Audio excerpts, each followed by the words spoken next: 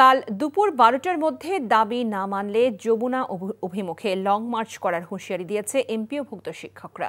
দুপুরে পুলিশি ব্যারিকেড উপেক্ষা করে কেন্দ্রীয় শহীদ মিনার থেকে শাহবাগে অবস্থান নেয় তারা। ঘণ্টা দুয়েক শাহবাগ মোড়ে অবস্থানের পর আবারও শহীদ মিনারে ফিরে যান তারা।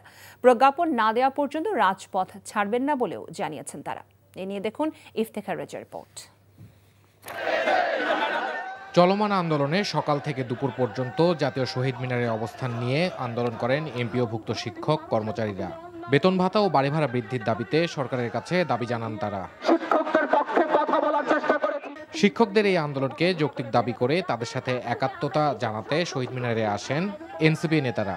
বলেন, শিক্ষকদের দাবি পূরণ না হলে তাদের পক্ষে মাঠে নামবে এনসিপি সহ দেশের সাধারণ মানুষ। সারা বাংলাদেশের শিক্ষক এবং শিক্ষার্থী শহীদ মিনারে এসে হাজির হবে। প্রয়োজনে আমাদের যেখানে লং মার্চ করা প্রয়োজন আমরা সেখানে লং মার্চ করব। জোহরের নামাজের পরপরই শাহবাগের উদ্দেশ্যে রওনা হন শিক্ষকরা। জাতীয় জাদুঘরের সামনে পুলিশি বাধা উপেক্ষা করেই এগিয়ে যান তারা।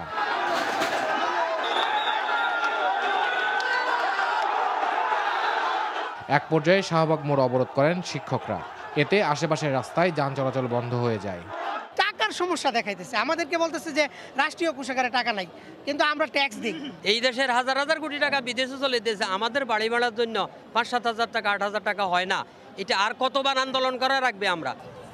সন্ধ্যায় কেন্দ্রীয় শহীদ মিনারে এমপিওভুক্ত শিক্ষা জাতীয়করণ প্রত্যাশী জোটের সদস্য সচিব অধ্যক্ষ দেলোয়ার হোসেন আজিজি বলেন, বৃহস্পতিবার 12টার মধ্যে 3 দফা দাবি মেনে না নেওয়া হলে জাতীয়করণের 1 দফা দাবি আদায়ে আন্দোলন শুরু করা হবে।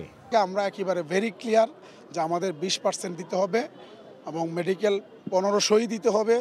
এটা যদি আপনার 1499ও হয় তাহলে আমরা মানব না। এই ক্ষেত্রে যদি আমাদের শ্রেণী কার্যক্রম দীর্ঘ সময় বন্ধ থাকে, এটার যে ইফেক্ট হবে এটার দায়ভার সরকারকে নিতে হবে। আলটিমেটলি শিক্ষা মন্ত্রণালয় এবং অর্থ মন্ত্রণালয়কে নিতে হবে, কারণ তাদের একগুয়ামির কারণে এবং তাদের নির্লিপ্ততার কারণে এই সিচুয়েশনটা ক্রিয়েট করছে। Iftekhar Reza, NTV news, Dhaka.